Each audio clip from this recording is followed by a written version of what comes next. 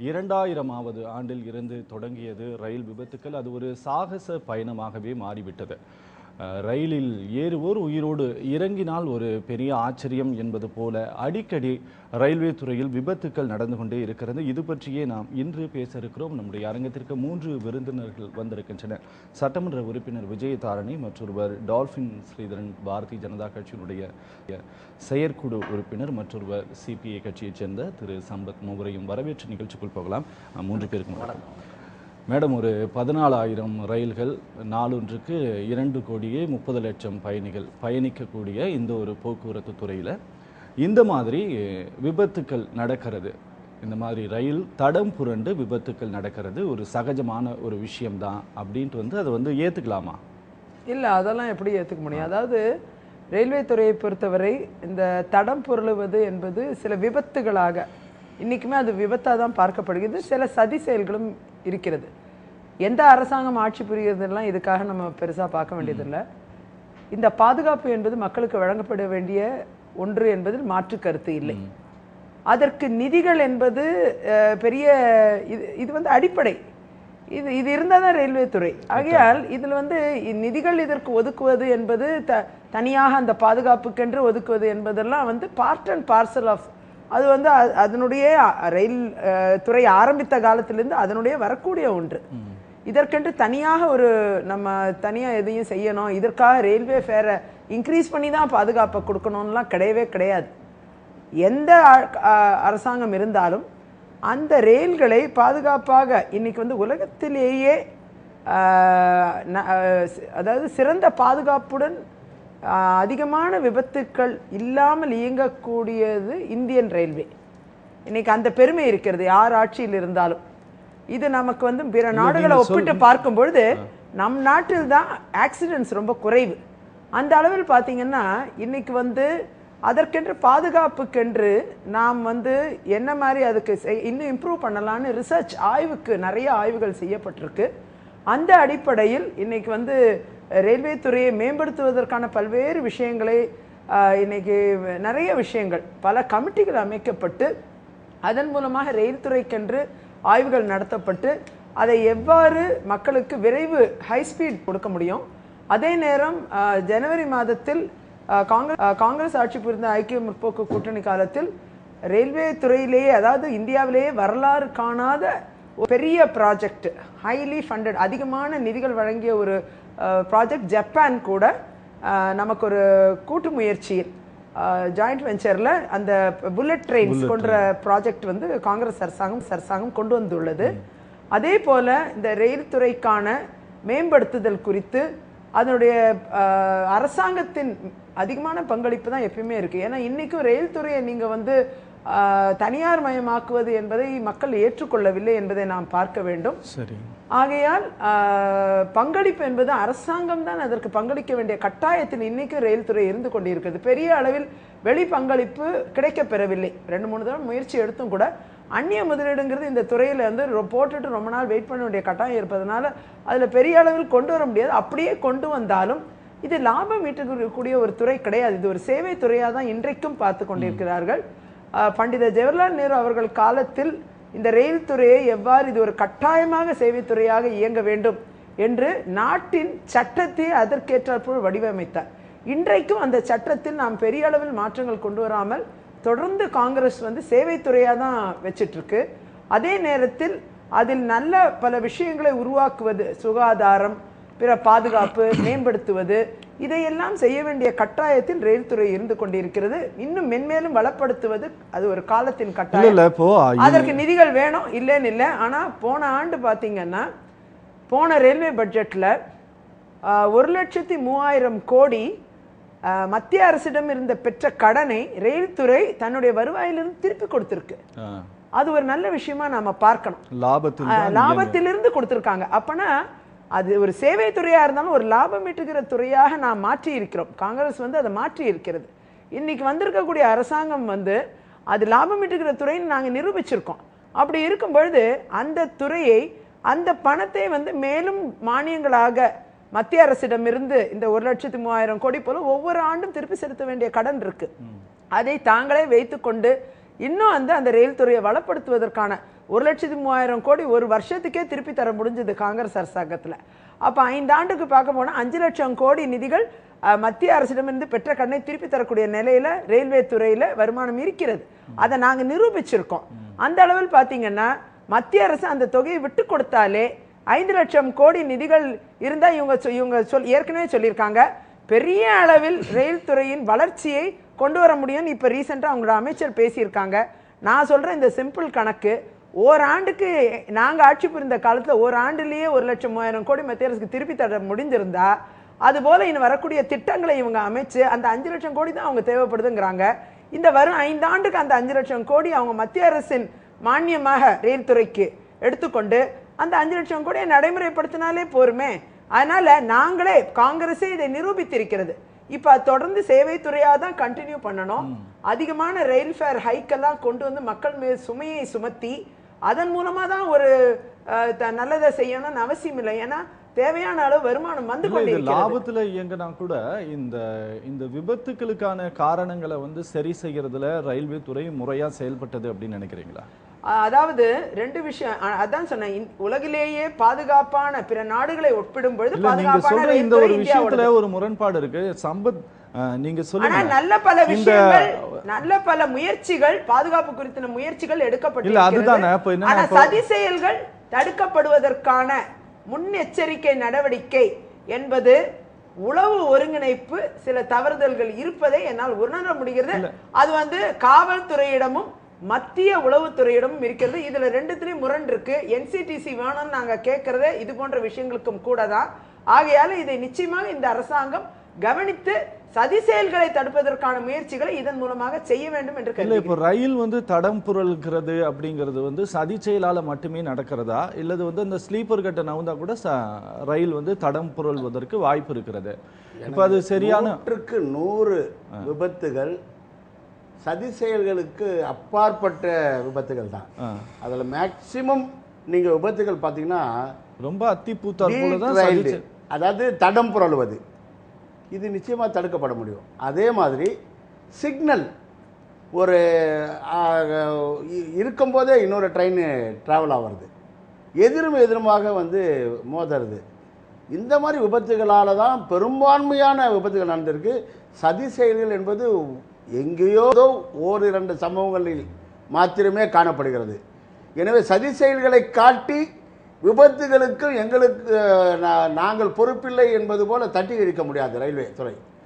இன்னொரு விஷயம் நீங்கள் பார்த்தீங்கன்னா ரயில்வே துறையில் வந்து பாதுகாப்பு அம்சங்கள் ட்ராக்கு தான் ரொம்ப முக்கியம். ரயிலுக்கு எது முக்கியம்? ட்ராக்கு தான். ட்ராக்கு சம்பந்தமாக எந்த அரசாங்கமாக இருந்தாலும் அதை பராமரிப்பதில் பெரும் அளவுக்கு சுணக்கம் இருக்கிறது. அதாவது அதை பற்றி அக்கறை இல்லாமல் செயல்பட்டு வருகிறார்கள். ட்ராக் மெயின்டெனன்ஸுக்குன்னு ஊழியர்கள் தேவை. நீங்கள் பார்த்தீங்கன்னா 100 பேர் தேவைன்னா 20 பேர் தான் இன்றைக்கு ட்ராக் பராமரிப்பு துறையில் ஊழியர்கள் இருக்கிறார்கள். 80% ஊழியர்கள் அங்கே பற்றாக்குறையாக இருக்கிறது. இல்லை, ஏன் வந்து ஒரு மிகப்பெரிய ஆபத்து, இதனால் பெருமளவுக்கு விபத்து ஏற்படுவதற்கு காரணமாக இருக்கு. நிரப்பப்படாத ஊழியர்கள் வந்து ஒரு பெரிய காரணமாக நிச்சயமாக.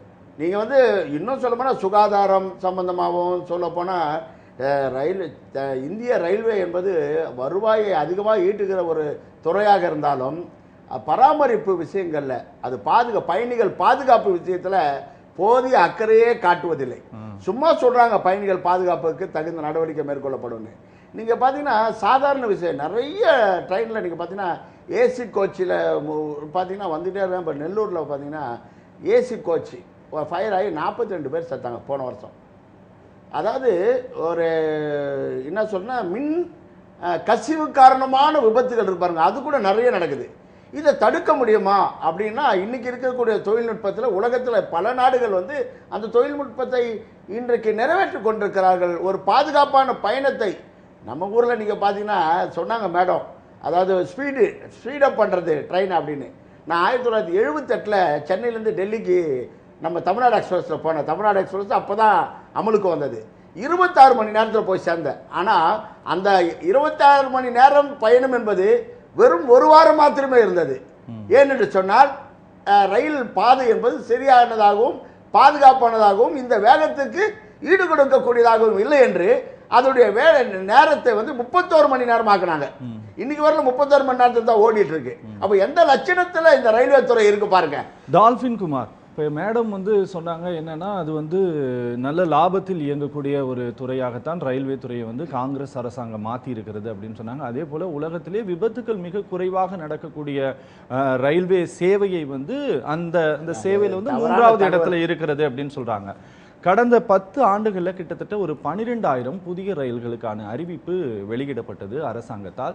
ஆனால் வந்து பார்த்தீங்கன்னா ஒரு 4,000 ரயில்கள் கூட இயக்கப்படவில்லை. லாபத்தில் இயங்கக்கூடியது வந்து ஒரு வளர்ச்சியின் அடையாளமாக பார்க்க முடியுமா? அதாவது சகோதரி விஜயதரணி வந்து 1,03,000 கோடியை கொடுத்தோம், அது எப்படி கொடுத்தாங்க, அது மானிய சப்சிடியாக வந்ததா? நம்ம வந்து ஒரு விஷயத்தை வந்து இது பொதுமக்களுடைய பார்வைக்கு இது நேரடியாக போகிறது. நீங்களே சொன்னீங்க 12,000 புதிய வழித்தடம் போடுறதா சொல்லி அறிவிப்பெல்லாம் விட்டுட்டாங்க. பட்ஜெட்லேயும் அது வந்து அது விஷயமாக ஆணையெல்லாம் வந்து விட்டது. நான் கேட்குறேன், 1,03,000 கோடியை நீங்கள் திருப்பி கொடுத்தா அதை வச்சு இந்த 8,500 வழித்தடங்களிலே புதிய ரயிலை இயக்குவது ஏன் இயக்கவில்லைன்னு நான் கேட்குறேன். ரெண்டாவது, பாதுகாப்பான பயணம்ன்றாங்க. அதிகமான எலி தொல்லையும் நாய்கடியும் இருக்கிற ரயில்வே பாதுகாப்பான பயணமான்னு எனக்கு தெரியல. ஒன்று, பாதுகாப்பான பயணம்னு சொன்னால் ரிசர்வ்டு கம்பார்ட்மெண்ட்டில் கூட ஒரு சில இடத்துல வந்து பாதுகாப்பாக வந்து ரிசர்வ்டில் போக முடியாது. நீங்கள் அது ரயிலில் அடிக்கடி பயணம் பண்ணுறவங்க கிட்ட கேட்டிங்கன்னா இதனுடைய கஷ்டங்கள் அனைத்தையும் சொல்ல முடியும்.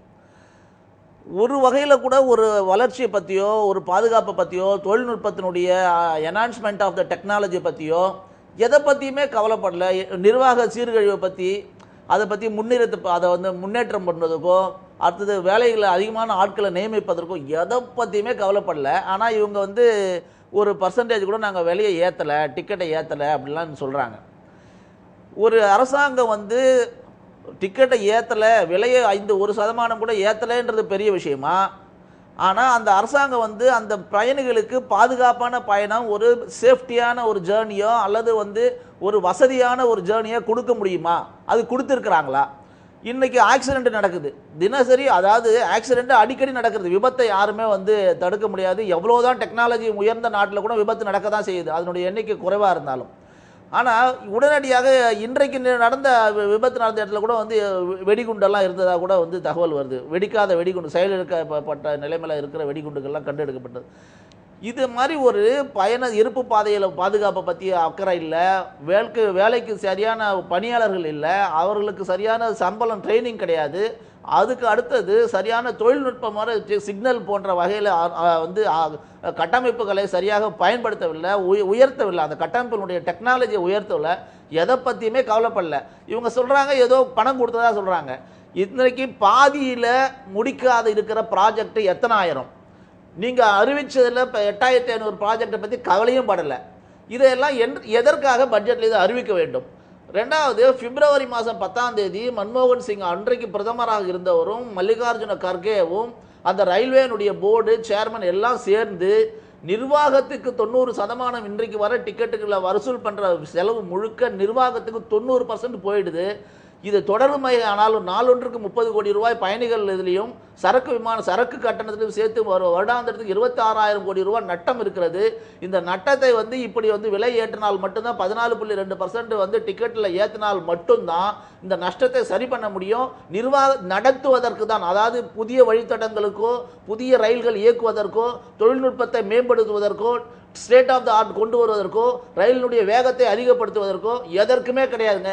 ஏற்கனவே இருந்த எக்ஸ்பிரஸை 3 நாளைக்கு எக்ஸ்பிரஸ் இருக்கும். அதே எக்ஸ்பிரஸ் அதே டைமுக்கு போகும், அதே இடத்துல நிற்கும். ஆனால் அதுக்கு பேர் 3 நாளைக்கு வந்து திங்கள் செவ்வாய் புதனுக்கு ஒரு வேறு பேர் இருக்கும், செவ்வாய் வியாழன் வெள்ளி சனிக்கு வேறு பேர் இருக்கும். அது சூப்பர் ஃபாஸ்ட் எக்ஸ்பிரஸ், அதுக்கு டிக்கெட் வேறு. இப்படி மறைமுகமாக ஏற்றுனாங்களே தவிர ஃபியூவல் ஆடட் காம்பனண்ட் ஒன்று போட்டாங்க, அவங்களே போட்டாங்க. வருஷத்துக்கு வருஷம் அந்த விலைவாசி ஏறும்போது அந்த எரிபொருளுடைய டீசலினுடைய விலை ஏற ஒரு 0.5% சேர்க்குது அதில் வாங்கிக்கலான்னு இருக்குது. ஆனால் அதை இவங்களே போட்டுட்டு இவங்க அதை நிறைவேற்றவே இல்லை. ஆனால் எந்த வசதியுமே பண்ணி கொடுக்காத இந்த ரயில்வேனுடைய சவாரியை ஒரு பெரிய நைட் மேர் மாதிரி ஆக்கி விட்டுட்டு இன்னைக்கு விலை ஏத்துறது வந்து அவங்க ஏத்துறதை நம்ம இம்ப்ளிமெண்ட் பண்ணியிருக்கோம். இந்த விபத்துகளை குறைக்கணும், ஒரு இதெல்லாம் தொலைநோக்கு பார்வை. திடீர்னு உடனே நம்ம வந்து விபத்துகளை எல்லாம் கண்ட்ரோல் பண்ண முடியும்னு சொல்ல முடியாது. இல்ல விஜய், இந்த தொலைநோக்கு பார்வை இல்லாததான் எல்லாத்துக்கும் கோளாறுன்றேன். நான் கேட்கறது என்னன்னா, இப்போ இந்த லாப நஷ்ட கணக்குகளை எல்லாம் கூட நம்ம ஒரு ஓரமா வச்சுட்டா, இந்த ரயில்வே பாதுகாப்பு கமிட்டி அப்படின்ட்டு ஒன்று இருக்குது, அது வந்து கொடுத்த பரிந்துரைகள் வந்து முறையா வந்து ரயில்வே துறை பின்பற்றுது அப்படின்னு நினைக்கிறீங்களா நீங்க? இல்ல, அதற்குண்டான நடவடிக்கைகள் மத்தியில் எத்தனை வருஷமா அந்த நடவடிக்கைகள் எடுத்துக்கிட்டே இருப்பாங்க? அது தொடர்ந்து எடுக்க வேண்டியது. அது இப்பன்னு இல்ல, எத்தனை வருஷம் ரயில்வேன்னு ஒண்ணு இருக்கோ அத்தனை வருஷம் எடுத்துக்கிட்டே தான் இருக்கணும். எந்த அரசாங்கம் வந்தாலும் பாதுகாப்பு நடவடிக்கைகள் தொடர்ந்து எடுக்க, அது ஒரு தொடர் நடவடிக்கை. சரி, இன்னைக்கோட ஒரு நாள்ல முடியிற கதை கிடையாது. புது புது விதமான விபத்துகள் வரலாம், வித்தியாசமான பிரச்சனைகள் வரலாம். அது ஒன்னொன்னுத்தையும் அந்தந்த நேரத்துல அவ்வாறு கையாள வேண்டிய கட்டாயம் இருக்கிறது. அதுதான் அந்த துறையின் இது. அது முன்னாடியே எதிர்பார்த்து நம்ம வந்து ஒரு விபத்து இப்படியெல்லாம் நடக்கலாம் என்று முன்னாடியே எதிர்பார்த்து அந்த ஆய்வை நடத்தி அதன் அடிப்படையில் அந்த விபத்துகள்லாம் தவிர்க்கப்படுவதற்கான பல்வேறு நடவடிக்கைகள் காங்கிரஸ் ஆண்ட அரசாங்கம் செய்திருக்கிறது. அதற்கென்று தனியாக மக்களிடமிருந்து வசூல் செய்யவில்லை. சொந்த அந்த ரயில்வே துறைக்குண்டான அடிப்படை தேவை அது. இன்னைக்கு ஒரு மனுஷனுக்கு அடிப்படை உணவு, உறைவிடம், உடை, இதெல்லாம் வந்து ஒரு அடிப்படை தேவை. அதற்கு உத்தரவாதம் செய்ய வேண்டிய பொறுப்பு வந்து சுயமாக நாமும் செய்து கொள்ள வேண்டும். அடுத்தது குறைந்தபட்சம் அரசாங்கத்தால் அது என்ன கொடுக்க முடியும் என்பதை பற்றியும் இந்த நாட்டில் அதற்குண்டான வழிவகை செய்யப்பட்டிருக்கு. அதுபோலத்தான் ரயில்வே துறையும் வந்து அடிப்படையாகவே சுயமாக தான் உண்டாக்கக்கூடிய பணத்தை கொண்டு எவ்வாறு இவைகளை செய்வது என்று ரயில்வே உருவாக்கப்பட்ட காலத்திலிருந்து இருந்து கொண்டிருக்கிறது. அதே நேரம் மத்திய அரசு எந்த அளவில் இதில் பங்களிக்க முடியும் என்பது குறித்து அவங்க கடனாகவும் தராங்க, மானியமாகவும் ரயில்வே துறைக்கு நிறைய நிதிகளை வழங்கி வர்றாங்க. அந்த அடிப்படையில் பாதுகாப்பு என்ற அம்சம் வந்து சில இடங்களில் அது வந்து விபத்துகளாக நடந்தாலும் சதி செயல்களாக இருந்தாலும் பெரிய அளவில் இந்தியன் ரயில்வேல நிறைய, அதாவது சுகாதாரம் ஒன்று எனக்கே காம்ப்ரமைஸ் கிடையாது. அதில் வந்து சுகாதாரமாக பல ரயில்கள் இயங்கவில்லை என்பது எங்களுக்கு வருத்தம் இருந்தது. அதற்காகத்தான் நாங்கள் வந்து 2012 2 பைசா ஏற்றினோம். 2 பைசா ஏற்றினதுக்கு மம்தா பானர்ஜி அவர்களுடைய அரசாங்கம் வந்து மம்தா பானர்ஜி அவர் வந்து அரசாங்கத்தில் அவருடைய துறை அமைச்சர் முகுல் ராய் அமைச்சராக இருந்தார் ரயில்வே துறையில். அந்த அமைச்சரை அவங்க திரும்ப பெற்றாங்க. 2 பைசா நீங்க ஏற்றக்கூடாது, இது சேவைத்துறை, இது மக்களுக்கு 2 பைசாவை நீங்க ஏற்றுறது கூட எங்களுக்கு விருப்பம் இல்லை, எங்க அமைச்சர் வெளியில போறாருன்னு போயிட்டாங்க. கூட்டணி அரசாங்கத்தில் இதெல்லாம் நடந்ததை நான் மறக்கக்கூடாது. அந்த 2 பைசா கூட நாங்க ஏத்தல. அதற்கு காரணம் என்னன்னா, அடிப்படையா பண்டித ஜவஹர்லால் நேரு அவர்கள் காலத்திலிருந்தே இது ஒரு சேவைத்துறையா இருக்கணும், இன்னைக்கு அது தொடர்ந்து இருக்கணும்னு நாங்க நினைக்கிறோம். ரயில்வே துறையில 100% அந்நிய முதலீட்டை கொண்டு வர திறந்து விட போகிறோம். பாதுகாப்பு துறையில டிஃபென்ஸ்ல திறந்து விட்டுறோம், ரயில்வேல திறந்து விடுறோம்னு சொல்லி 100% அந்நிய முதலீடு, தனியார் பங்களிப்பை இவங்க வரவேற்கிறாங்க பாரதிய ஜனதா அரசாங்கம்.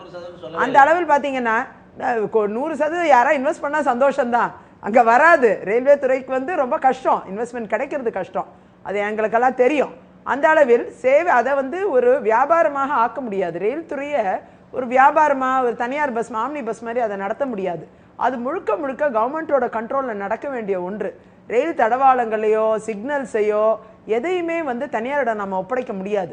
எல்லாமே அரசாங்கம் தான் கொடுக்க வேண்டும். ஏன்னா அது வந்து வேற மாதிரி நாட்டின் ஒட்டுமொத்த பாதுகாப்பு உயிர் நாடியாக விளங்கி கொண்டிருக்கிறது. ஆகையால் அதை சேவைத்துறையாக நடத்த வேண்டிய கட்டாயம் நம் நாட்டில் இருக்கிறது. ஏன்னா இந்த நாட்டில் மக்கள் தொகை என்பது அபரீதமான மக்கள் தொகை இருக்கிறது. அதற்கு தினந்தோறும் 2,30,00,000 மக்கள் பயணம் செய்யக்கூடிய ஒரு துறை என்றால் அந்த துறையை வந்து சேவைத்துறையா நடத்த வேண்டிய கட்டாயம் இருக்கு.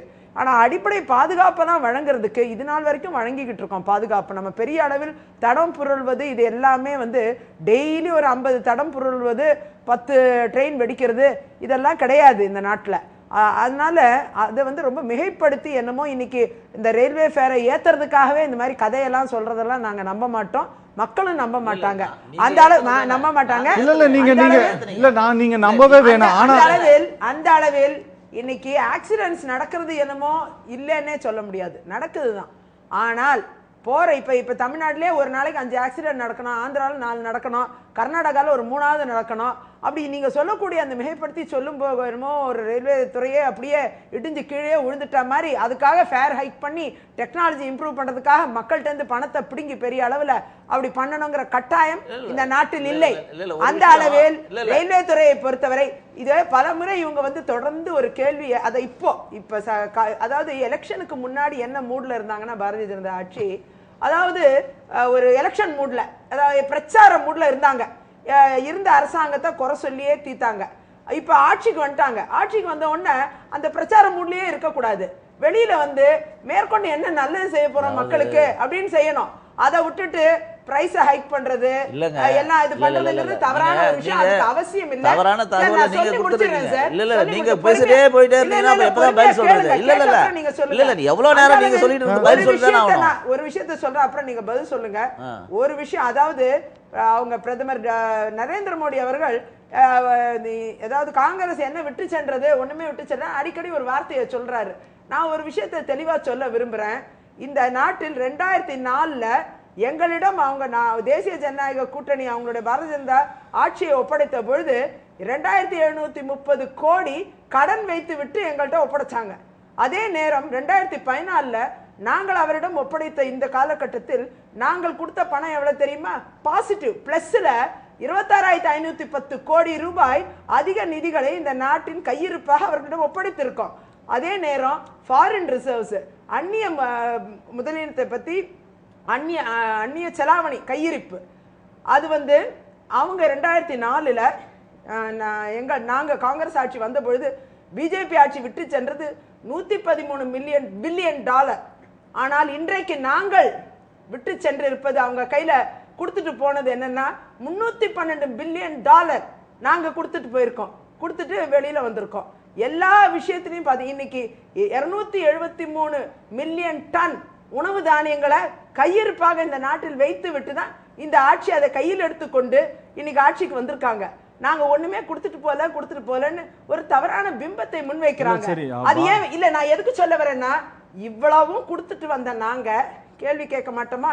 இவ்வளவு கையிருப்பை வச்சுக்கிட்டு இன்னைக்கு நல்ல லாபமா இருக்கக்கூடிய சூழ்நிலையில இந்தியாவை ஓரளவுக்கு எக்கானமி உலக பொருளாதாரம் சரிவடைந்திருக்கு, நான் இல்ல சொல்ல மாட்டேன். ஆனா அவங்க எல்லாம் இப்ப வெளியில வந்துகிட்டு இருக்கிற சூழ்நிலையில, இந்தியாவும் அதை விட்டு வெளியில வர்ற சூழ்நிலையில நாங்க இன்னைக்கு நடப்பு கணக்கு பற்றாக்குறையும் நிதி பற்றாக்குறையும் ஓரளவுக்கு சரி செய்து பணவீக்கத்தை கட்டுப்படுத்தி இன்னைக்கு அவங்க கையில ஆட்சியை கொடுத்திருக்கு. அப்படி இருக்கும் பொழுது இவர்கள் இந்த மாதிரி விலை உயர்வை ஏத்தி ஏத்தி ஏத்தி மக்கள் மேல சுமையை சுமத்தி பைத்தியக்காரன் ஆக்க வைக்கிறது யாருக்கு சொல்ற கதை? ஒரு நாள் இதை ஒத்துக்க மாட்டோம். எங்ககிட்ட எல்லா டேட்டாவும் இருக்கு. சம்பத், இப்போ விஜயதாரணி சொல்றதை நம்ம ஒரு பக்கம் நம்ம விட்டலாம். அதை வந்து அரசியல் ரீதியா அவங்க பேசிட்டு இருக்கிறாங்க. நான் உங்ககிட்ட கேட்க விரும்புறது என்னன்னா, சுதந்திரத்திற்கு பிறகு ரயில்வே துறையினுடைய இந்த ஒரு தண்டவாளங்கள் போடப்பட்ட அந்த ஒரு நீளம் அப்படிங்கிறது வந்து பார்த்தீங்கன்னா குறைஞ்சது வந்து பார்த்தீங்கன்னா ஒரு 10,000 கிலோமீட்டருக்கு மட்டும்தான் வந்து இப்போ எல்லாமே போட்டிருக்கிறாங்க. புதிய தண்டவாளங்கள் எல்லாம் எதுவுமே போடப்படலை. ஆனால் இந்தியாவுக்கு பிறகு சுதந்திரம் அடைந்த சீனா வந்து பார்த்தீங்கன்னா கிட்டத்தட்ட 1,25,000 கிலோமீட்டர் தூரத்திற்கு வந்து பார்த்தீங்கன்னா ரயில்வே தண்டவாளங்களே புதுசாக வந்து போட்டிருக்கிறாங்க. இவங்க இத்தனை வருஷம் கழிச்சு வந்து இது வந்து வளர்ச்சி அடைஞ்சிருக்குது, இன்னுமே வளர்ச்சி அடைஞ்சிட்டு இருக்குது. நாங்கள் ஒவ்வொரு தடவையும் அந்த வந்து பராமரிப்பு விதிகளை வந்து பாதுகாப்பு விதிகளை வந்து ஒவ்வொரு முறையுமே வந்து நாங்கள் வந்து அது கண்காணிச்சுக்கிட்டே தான் இருக்கணும். இப்படிங்கிற மாதிரியான இந்த ஒரு காரணங்கள் எல்லாம் எப்படி ஏற்றுக்கொள்ள முடியும் சொல்லுங்களேன். மேடம் சொன்னாங்க, பண்டித ஜவஹர்லால் நேரு காலத்திலிருந்து நாங்கள் சேவைத்துறை பண்டித ஜவஹர்லால் நேருடைய கனவுகளை எல்லாம் நிர்மூலமாக்கியவர்கள் இன்றைக்கு இருக்கக்கூடிய.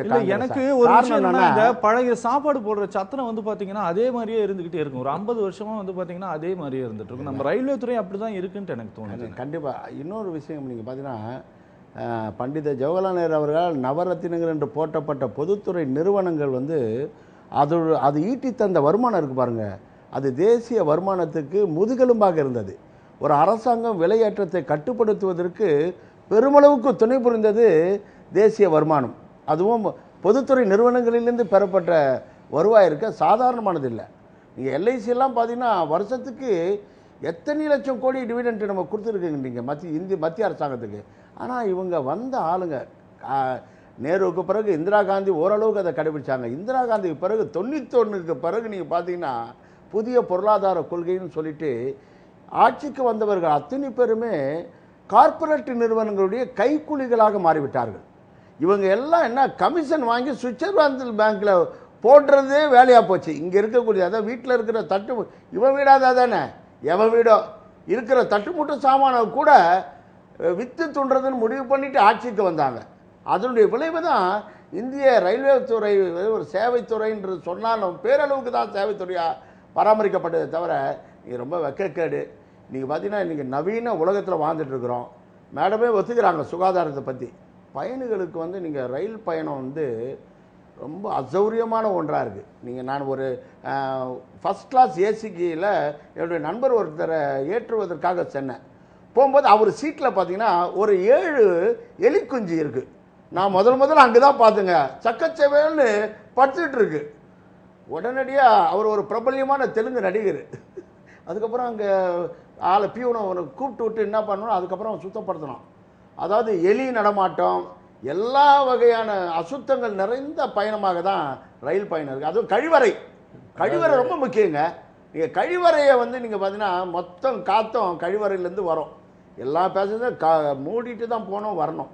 எனவே ரயில்வே துறை வந்து இவங்க வந்து வெறும் பணம் பண்ணுற பணம் காய்க்கிற மரமாக தான் பார்த்தாங்களே தவிர அது ஒரு பாதுகாப்புக்குரிய விஷயமா மக்களுக்கு, ஏன்னா கோடிக்கணக்கான மக்கள் பயணம் போறாங்க, அவங்களுடைய பாதுகாப்பு எவ்வளவு முக்கியம், அவர்களது உயிரை பாதுகாப்பதில் இவங்களுக்கு அக்கறையே கிடையாது.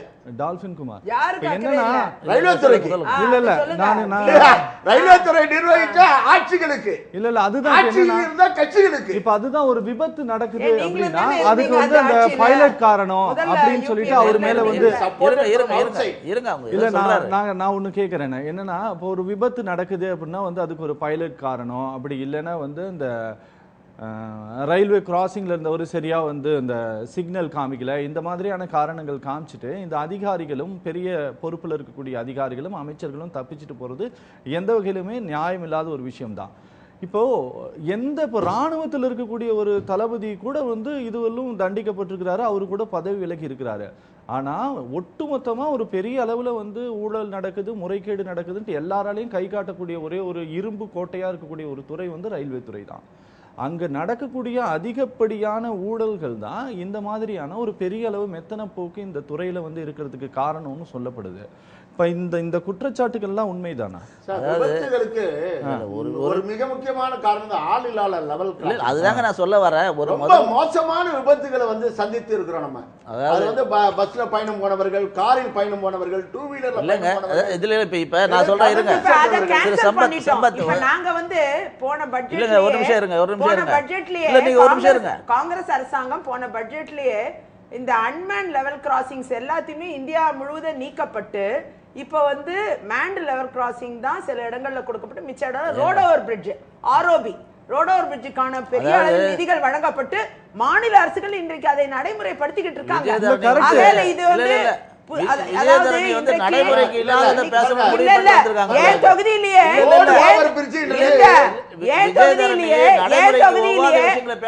நடைமுறை எல்லாம் கிடையாது. உண்மைதான் சொல்றேன். விபத்து நடக்குதுங்க.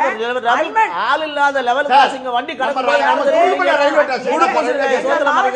எங்க மாவட்டத்துல உதாரணத்துக்கு பொய்யான தகவலை சொல்லாதீங்க. எங்க மாவட்டத்துல உதாரணத்துக்கு சொல்றேன், கன்னியாகுமரி மாவட்டத்துல அன்மேன் லெவல் கிராசிங் எல்லாத்தையும் மூடினதுக்கு மக்கள் வந்து தரங்கன்னு பெட்டிஷன் கொடுத்துக்கிட்டு இருக்காங்க. ஆனால் அது ஒரு கொள்கை முடிவு. அன்மேன் லெவல் கிராசிங் மூடிட்டாங்க, இனிமே அதை திறக்கிறது கஷ்டம். ரோட் ஓவர் பிரிட்ஜ் எங்கெங்க இத்தனை கிலோமீட்டருக்கு எத்தனை தருவாங்களோ அதை நாங்கள் எப்படியா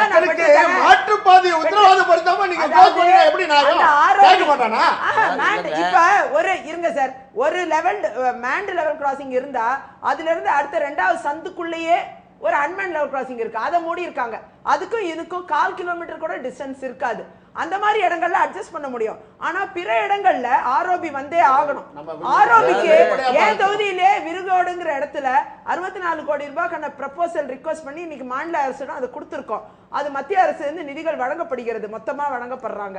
அப்போ இதெல்லாம் வந்து நடைமுறையில இருக்கு. ஏற்கனவே 1.5 ஆண்டு 2 ஆண்டு காலமா இது நடைமுறையில இருக்கு. அப்படி இருக்கும் பொழுது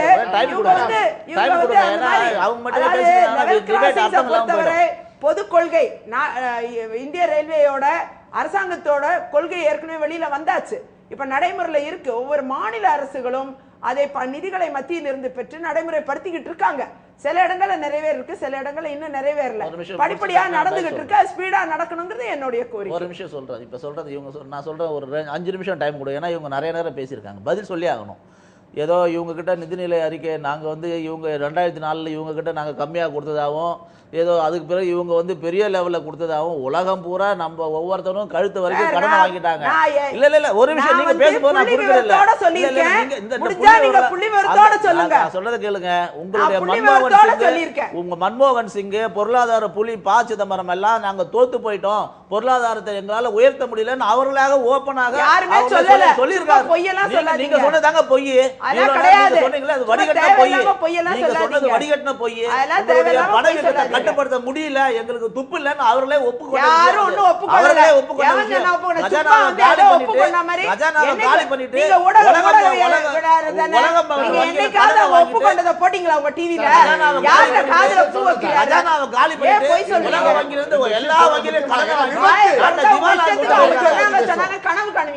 திவால் நிரம்பி கொண்டு போயிருக்காங்க. உலக வங்கியிலிருந்து அனைத்து இடத்துலயும் கடன், எதையுமே சரி பண்ண முடியல.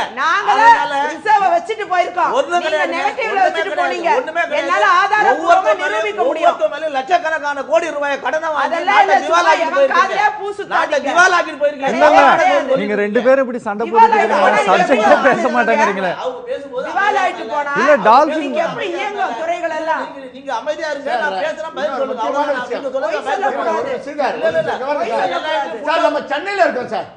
சென்னை என்பது மும்பை, கல்கட்டா, டெல்லிக்கு அடுத்தது சென்னை ஒரு பிரதானமான ஒரு பெருநகரம். ஏன்னா ரயில்வே துறையுடைய மெத்தன போக்குக்கு உதாரணம் சொல்கிறேன். நீங்கள் பார்த்தீங்கன்னா இங்கே ரயில்வேல வந்து லெவல் கிராசிங் பண்ணுறாங்கன்னு சொல்லிட்டு பயணிகளை நடந்து போகிற மக்களை வந்து தினமும் பிடிச்சி கேஸை போட்டுவாங்க, ஃபைன் கட்டலன்னா ஜெயிலுக்கு அனுப்புவானுங்க. ஆனால் இங்கே நீங்கள் பார்த்தீங்கன்னா சாண்டி ரயில் பாலம், சுரங்க ரயில் பாலம் இப்போ அமைச்சிருக்காங்களே, 1996 மாநகராட்சி மன்ற உறுப்பினராக வந்தபோது குரல் கொடுத்தோம் சார். சார் அதை நிறைவேற்றுவதற்கு 18 வருஷம் ஆச்சு சார். சார் இந்த ரயில்வே துறை எவ்வளோ கேவலமாக நடந்திருக்கு பாருங்க. சென்னை நகரத்தில், அதுவும் திக்குடு பாப்புலேட்டட் சிட்டி, இதுலேயே இந்த லட்சணம்னா ஒரு நான் கேக்குறது கிராமங்களில் தான் பெரும்பாலானவருக்கு இந்த லெவல் கிராசிங் ஒரு விஷயம் இல்ல இப்படி வந்து ஒரு திட்டம் சொல்றது ஒரே விஷயத்தை அவங்க மறுக்கிறாங்களா ஏத்துக்கிறாங்க கேளுங்க. 4 நாட்களுக்கு முன்னாடி ஒரு விவசாய டிராக்டரை ஏற்றிட்டு போய் ஆள் இல்லாத லெவல் கிராசிங்ல மோதி டிரைவரும் கூட இருந்த பயணியும் உயிரிழந்ததாக செய்தி வந்ததா இல்லையா? இப்ப எல்லா ஃபுட் ஓவர் பிரிட்ஜ் எல்லா இடத்துலயும் நான் ரோடு ஓவர் பிரிட்ஜ் போட்டுட்டேன்னு சொன்னா அங்க நான் சொல்லலையே. அப்புறம் என்ன நான் சொன்னத கேளுங்க, அப்புறம் பேசுங்க. ரயில்வே சேவைத்துறை என்பது யாரும் மறுக்கல. அதாவது கொள்கை ரீதியாக 2 ஆண்டுகளுக்கு முன்னாடி ஒரு ஷேர் ஆட்டோல போன பயணிகள் அத்துமீறி போறவங்கள ஒண்ணும் செய்ய முடியாது. அத்துமீறி போனாங்க எல்லாரும் மூடிட்டாங்க, அரசாங்கம் மூடிட்டேன்றீங்க, நீங்களே அத்துமீறி போறாங்கன்னு சொல்றீங்க. முன்னுக்கு பின் முரணா நீங்களே பேசுறீங்க. இல்ல கொள்கை ரீதியாக எல்லா இந்த அன்மேன் லெவல் கிராசிங்லாம் மூட சொல்லி கொள்கை ரீதியா முடிவெடுத்தாச்சு. ஐயோ அது வந்து ரயில்வே துறை கூட விழிப்புணர்வு கேம்ப் எல்லாம் கூட நடத்துனாங்க. இது வந்து தெரிஞ்ச விஷயம் தான். முழுமையாக நீங்க வழி போறதுக்கு வழியே இல்லாதவங்க லெவல கிராஸ் பண்ணினா என்ன அர்த்தம்? முழுமையா வந்து அதை அமலுக்குப்படுத்துவதற்கு மக்களின் ஒத்துழைப்பு தேவை. விஜயதாரணி இதேதான் இது. நம்ம ஒரு நாள்ல நடக்கிற விஷயம் கிடையாது. இல்லங்க கிராமத்துல இருக்கறவங்க கிராமத்துல இதேதான் எதையுமே செய்யலங்கறத குற்றச்சாட்டாவே இருக்கு. கிராமத்துல இருக்கறவங்க இப்போ அதை தாண்டி தான் போகணும். ரோட் ஓவர் பிரிட்ஜுக்கு பல லட்சம் கோடி ரூபாய் நிதிகள் மாநில அரசுகளுக்கு வழங்கி இருக்காங்க. சரி நான் இல்ல ஒரு நிமிஷம் செயல்படுத்துறாங்க. இல்ல டால்பின் இல்ல ஒரு நிமிஷம் இல்ல நான் ஒரு மாநில அரசு நடைமுறைப்படுத்துனாங்க. எல்லா பேப்பர் 5 வருஷம் கழிச்சு உங்களுக்கு பேப்பர் தான். என்ன ஒரு நிமிஷம் கொஞ்சம் பேச விடுங்க. இல்ல என்ன ஒரு நிமிஷம் பேச விடுங்க. இதெல்லாம் ஒண்ணு பேச இல்ல நீங்க ஒரு சட்டமன்ற உறுப்பினரா நிஜமா ஒரு காங்கிரஸ் கட்சியை சேர்ந்த ஒரு நபரா மனசாட்சியோட பதில் சொல்லுங்க. நீங்க பல லட்சம் கோடி ஒதுக்கீடு செய்யப்பட்டது அப்படி இப்படின்னு எல்லாம் சொல்றீங்க. இந்த ரயில்வே துறை முதல்ல வளர்ச்சி அடைஞ்சிருக்குன்னு நீங்க நம்புறீங்களா? ரயில்வே துறை வளர்ச்சி அடையறதெல்லாம் நீங்க வந்து டெக்னாலஜிக்கலா அதை வளர்ச்சி அடையணும் நம்ம நினைக்கணுமே தவிர பணம் மக்களிடம் இருந்து வசூலித்து வளர்ச்சி அடையணும் நினைக்க கூடாது. டெக்னாலஜிக்கலா என்ன வளர்ச்சி அடைஞ்சிருக்கு? இன்னைக்கு தடை போறாதுங்க. எவ்வளவு லட்சத்துல இருக்கு அதுக்கு இங்க பாருங்க, அதுக்கு என்னமோ நான் இன்னைக்கு ஆட்சியில நாங்க இருக்கிற மாதிரியும் இவங்க எல்லாம் எதிர்க்கட்சியா உட்கார்ந்து இருக்க மாதிரியும் தையாங்கிறாங்க. இல்ல நான் கேக்குறேன், இல்ல கேக்குறேன், இவங்க ஆட்சியில வந்து ஒரு மாசம் ஆச்சுல, இன்னைக்கு ஏன் இந்த விபத்து நடக்குது? இது நடக்க கூடாதுல்ல? முன்னாடி எப்படிங்க நடந்துச்சு விபத்து? நீங்க பாதுகாப்புக்கு என்ன செஞ்சீங்க? பாரதிய ஜனதா கட்சி, இந்த பாரதிய ஜனதா கட்சி அரசாங்கம் ஆளை போட்டு சரி பரவாயில்ல, ஆளை போட வேண்டியதானே, வந்தோட முதல் வேலை செய்ய வேண்டியதானே. உங்களுக்கு என்ன வேலை?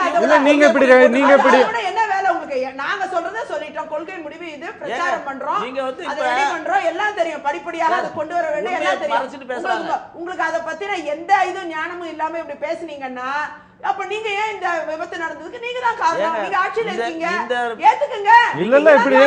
இப்படி நீங்க இவரையும் அவரு உங்களையும் சொல்லிட்டே இருந்து விலை உயர்வுங்கிறது தேவையற்றது. விலை உயர்வு அப்ப மன்மோகன் சிங் எதுக்கு போட்டாரு? மே மாசம் 20ஆம் தேதி அமல்படுத்த மட்டும் மல்லிகார்ஜுன காரங்க எதுக்கு சொன்னாரு? அதெல்லாம் கிடையவே சொல்லவே இல்லங்க. இல்ல ஒரு நிமிஷம் இருங்க. இப்படி தொலைக்காட்சி ஊடகங்கள் பார்த்து கொண்டிருக்கிறது. இத சொல்லலன்னு சொல்றாங்க ஒரு சட்டமன்ற உறுப்பினர். இது எவ்வளவு மோசமான ஒரு பேச்சு பாருங்க. நாங்கள் அமைத்த கமிட்டி இல்ல நீங்க ஒரு நிமிஷம் இருங்க. ரயில்வே துறை சம்பந்தமாக நான் அமைத்த கமிட்டி ஒரு மன்மோகன் சிங் பிரதமர் இல்லையா? அப்ப நீங்க பிரதமரா மன்மோகன் சிங் மதிக்கலையா? பிப்ரவரி 10ஆம் தேதி மன்மோகன் சிங் தாங்க ஏத்துட்டு இருக்காரு. டால்பின் குமார் ஒரு நிமிஷம் இருங்க, அவங்க பேசுவாங்க.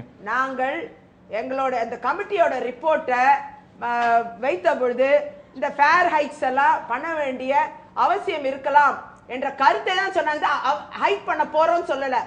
அந்த அவசியப்பட்டால் அந்த ஃபேர் ஹைக் நடைபெறாமல் அதை அரசாங்கமே ஏற்றுக்கொள்வதற்கான வாய்ப்பு இருக்கிறது என்ற கருத்தை தான் சொன்னாங்க. அதை நீங்க திருப்பி பண்ணணும் சொல்றது தப்பு. டாக்டர் மன்மோகன் சிங் அவர்கள் மீண்டும் 2வது லைனை படிக்கல, அவர் கிளியரா சொன்னாரு, அவசியப்பட்டால் அரசாங்கம் அதை ஏற்றுக்கொள்ளும், அந்த திட்டங்களுக்கான நிதிகளை எப்படியாவது வழங்கும் சொன்னாங்க. அந்த தைரியம் உங்களுக்கு இருக்கா நான் கேக்குறேன். ஒரு நிமிஷம் சொல்லுங்க.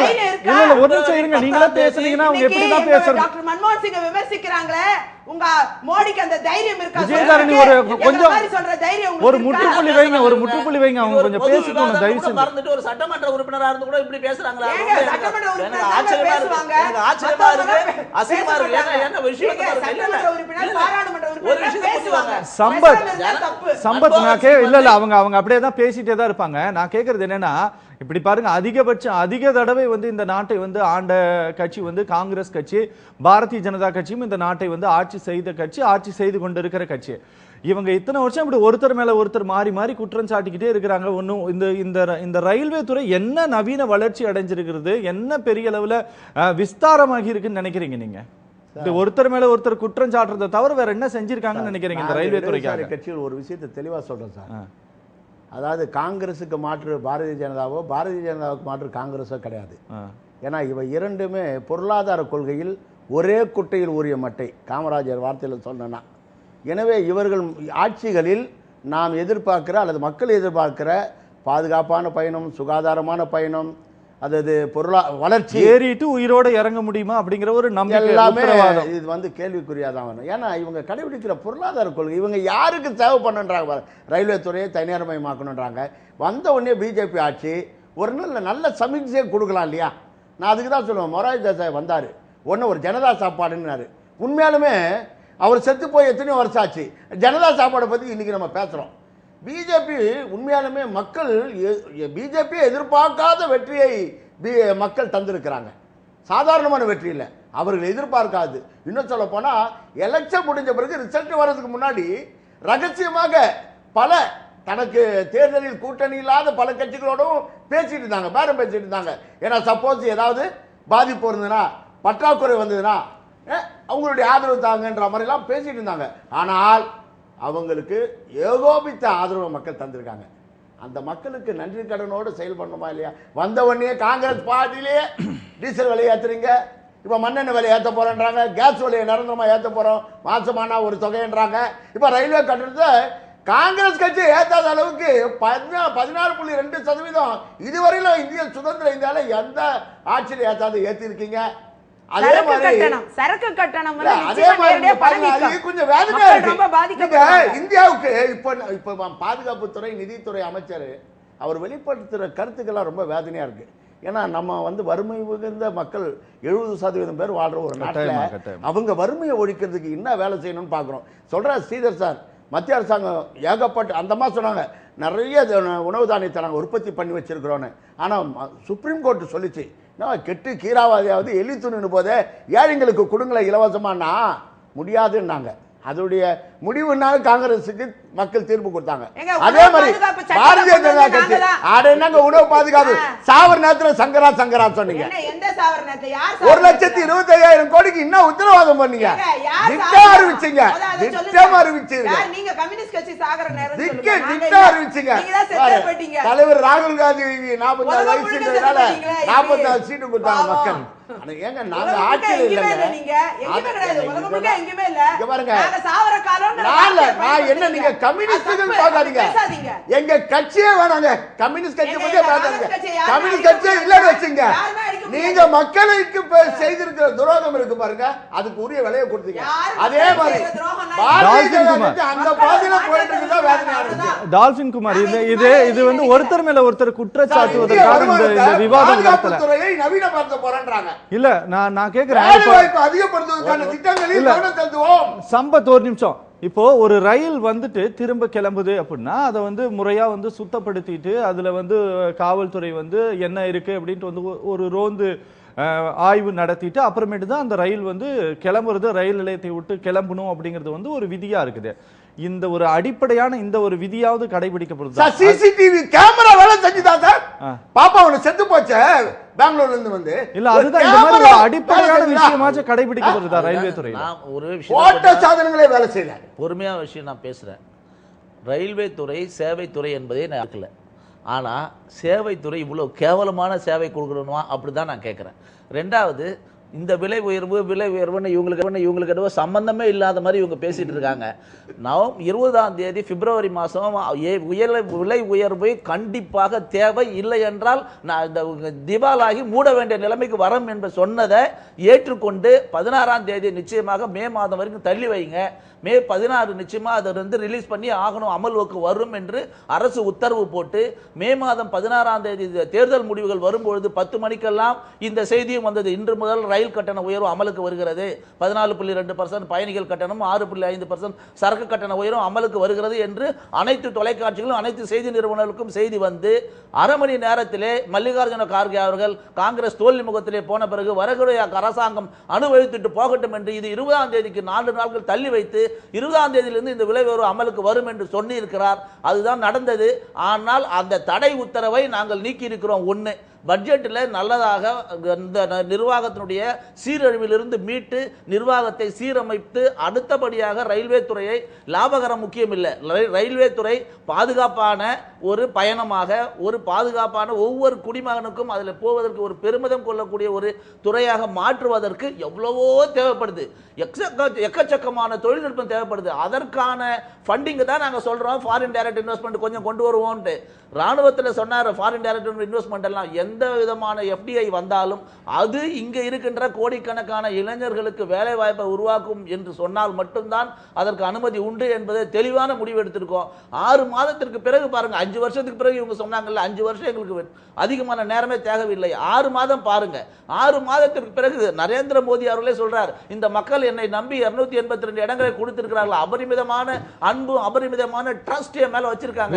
அது குறைஞ்சாலும் குறையும், எனக்கு தெரியும். அந்த அன்பு குறைந்தாலும் குறையும், ஆனால் அந்த அன்பை எப்படி மீட்டெடுப்பேன் என்று எனக்கு தெரியல. இந்த இதுல ஒரு வளர்ச்சி, அவ்வளவுதான் நான் சொல்ல முடியும். இந்த அரசு துறைகள்ல வளர்ச்சியே அடையாத ஒரு துறையாக ரயில்வே துறை இத்தனை ஆண்டு காலமாக இருக்கிறது அப்படிங்கறதாச்சும் நீங்க ஒத்துக்கிறீங்களா? இல்ல, ரயில்வே துறையில் நிறைய மேம்பாடுகள் செய்ய வேண்டும். அதாவது இப்ப நாம வந்து சைனா, ஜப்பான் போன்ற நாடுகள்ல ரயில்வே துறையை பாத்தீங்கன்னா கிட்டத்தட்ட விமான சேவைக்கு ஈக்குவலா இருக்கு. அந்த அளவுக்கு வந்து பாதுகாப்பு மட்டும் கிடையாது, விரைவு ரயில்கள், புல்லட் ட்ரெயின்ஸ் என்று ரொம்ப, அதாவது நேரத்துக்கு இன்னும் டைம் சேவிங்கா நிறைய விஷயங்கள் இருக்கு. ஆனால் அதற்குண்டான அந்த அளவுக்கு நம்ம, ஆனால் அங்கே இருக்கிற விமான டிக்கெட் அளவுக்கு நாம் இங்கே நம்ம மக்கள்கிட்ட வசூலிக்க முடியாது. ஏன்னா நம்ம நாட்டில் மக்கள் தொகை அபரீதமான மக்கள் தொகை, பரப்பளவு கம்மி. சைனாவுக்கு நிறைய பரப்பளவு இருக்குது, இடம் இருக்குது, விவசாயம் பண்ணவும் நிறைய இடம் இருக்குது, தொழில் செய்யவும் இடம் இருக்குது, மக்களுக்கு தனித்தனியாக அவங்கவுங்க சொந்த இடங்கள் ஓன் பண்ணுறதுக்கு இருக்குது. இங்கே ஒரு சின்ன வீடு வச்சுக்கிறதுக்கே மக்களுக்கு வந்து 10 சதுரடி நிலம் கிடைக்கிறது பெரிய கஷ்டமாக இருக்கக்கூடிய சூழ்நிலைகள் இந்தியாவில் இருக்குது. இட நெருக்கடியும் உண்டு. இது மாதிரி பல்வேறு விஷயங்கள் இருக்குது. அப்படி பார்க்க போனால் இந்தியாவில் எதை நடைமுறை இங்கே உள்ள கிளைமேட்டு இங்கே உள்ள சூழ்நிலைகள் கேட்டார் போல் விஷயங்கள் நடந்து கொண்டிருக்கிறது. ஆனால் நம்ம இந்தியாவில் இது போதாது. என்னை பொறுத்த வரைக்கும் ரயில் துறை என்பது இன்னும் நல்லா மேம்படுத்தலாம். ஆனால் மக்களிடமிருந்து வசூலித்து மேம்படுத்துவது என்பது இந்த துறையில் இது சரி வராது. ஏன்னா ஒரு விஷயத்த நல்லா புரிஞ்சுக்கோங்க. நீங்க பஸ் வந்து ஆம்னி பஸ் சர்வீஸ் நம்ம ஆரம்பிச்சு விட்டுட்டோம். ஆம்னி பஸ் சர்வீஸ் விடுறோம், அது தனியாருக்கு கொடுக்குறோம். அவன் நிறைய பஸ் டிக்கெட் அதிகமா போடுறாங்க. ஆனா வருத்தத்தோட மக்கள் அதுல போறாங்க. அரசு பஸ்ஸுனையும் விலை ஏற்றிடுறாங்க. அதிகமா அபரீதமா ஏறிடுச்சு. இங்க தமிழ்நாட்டுலலாம் பேருந்து கட்டணம் எங்கேயோ போயிருச்சு, பால் கட்டணம் மேல போயிருச்சு, எல்லாம் போயிருச்சு, மின்சார கட்டணம் எல்லாம் கட்டிக்கிட்டு இருக்கோம், தாங்கிட்டு தான் இருக்கோம். அரசாங்கத்துக்கு இந்த தடவை மக்கள் அதையும் தாண்டி ஓட்டு போட்டிருக்காங்க இந்த கட்சிக்கு. ஆனால் நான் கேட்பது, இந்த ரயில்வே துறையை பொறுத்தவரை இது தனியாரிடம் கொடுக்கக்கூடிய துறை இல்லை, கொடுக்கவே முடியாது. இவங்க அந்நிய முதலீடுங்கிறாங்க, அதுக்கெல்லாம் எவ்வளோ அந்நிய முதலீடு வருங்கிறது சந்தேகம்தான். ஆனால் அப்படி ஒரு தனியார் முதலீடுகள் கொண்டு வந்தா கூட ரிட்டர்ன் இல்லாத ஏரியால எந்த வகையிலையும் அங்க டெக்னாலஜி வந்து அதை வந்து அரசாங்கம் தான் ஏத்துக்கணும். உண்மையாகவே பலவிதமான சாக்குகள் தான் சொல்லப்படுகிறது. இல்ல நம்ம நிகழ்ச்சியினுடைய நிறைவுக்கு வந்துட்டோம். இல்ல ஒரே ஒரு விஷயத்தை சொல்லி முடிக்கிறேன். நீங்க ஒரு ஏசி ஃபேர் ஃபர்ஸ்ட் கிளாஸ் ஃபேரை ஏத்துங்க. ஆனா சாதாரண அன்ரிசர்வ்ட்ல போகக்கூடியவங்களுக்கும் 14.2% ஏத்துறது, ஃப்ரைட் ஏத்தவே கூடாது. சரக்கு கட்டணம் நன்றி உங்க 3 பேருக்குமே நன்றி. சாதாரண மனிதனுக்கு தான் பாதிக்கும். இல்ல நம்ம நிகழ்ச்சியினுடைய நிறைவுக்கு வந்துட்டோம். நிச்சயமாக தவிர்க்க வேண்டும். அரசாங்கம் தன்னுடைய நிதியிலிருந்து ரயில்வேயை உயர்த்த வேண்டும். அதுதான் சரியான இல்ல கட்டாயமா எல்லாருமே வந்து பாத்தீங்கன்னா ஒரு சாக்கு போக்கு தான் சொல்றீங்க. ஒரு எழுத்தாளர் வந்து என்ன, அவர் இந்த ரயில்வே துறை சம்பந்தப்பட்ட ஒரு கட்டுரை வந்து தொடங்கும் போது எழுதியிருப்பாரு, ரயில்ல வந்து பயணிக்கக்கூடிய யாரா இருந்தாலும் அவங்க வந்து உயில் எழுதி வச்சுட்டு பயணிச்சாங்க அப்படின்னா வந்து கொஞ்சம் அவங்களுடைய உறவினர்களுக்கு ரொம்ப பயனுள்ளதாக இருக்கும் அப்படின்ட்டு வந்து தன்னுடைய கட்டுரையை வந்து தொடங்கியிருப்பார். ஏன்னா அந்த நிலைமையில தான் இன்னைக்கு ரயில்வே துறை இருக்குது அப்படிங்கிறது தான் நிஜமான ஒரு விஷயம். உங்கள் 3 பேருக்குமே நன்றி. நிறைய சாக்கு போக்கு சொல்லி பேசுனீங்க. அதே போல பாரதிய ஜனதா கட்சி ஆட்சியை ஆதரிக்கணும்னு நினைச்சு நீங்க பேசுறீங்க. இல்ல கண்டிப்பா இல்ல கட்டாயம் அந்த ரயில்வே அது கட்டணம் உயர்த்த வேண்டாம், அரசாங்கம் பிற வழிகள்ல ஈட்டட்டும். இல்ல நம்ம தொடர்ச்சியா இது சம்பந்தமாக நம்ம பேச வேண்டிய ஒரு நிலை. இல்ல நம்ம தொடர்ச்சியா உயர்த்திட்டு மக்களிடம் அதை வசூலிக்க வேண்டும். இல்ல நம்ம தொடர்ச்சியா இது சம்பந்தமாக பேச வேண்டிய ஒரு விவாதம் திரும்ப கூட நம்ம வைக்கலாம். 3 பேருக்கும் மிக்க நன்றி.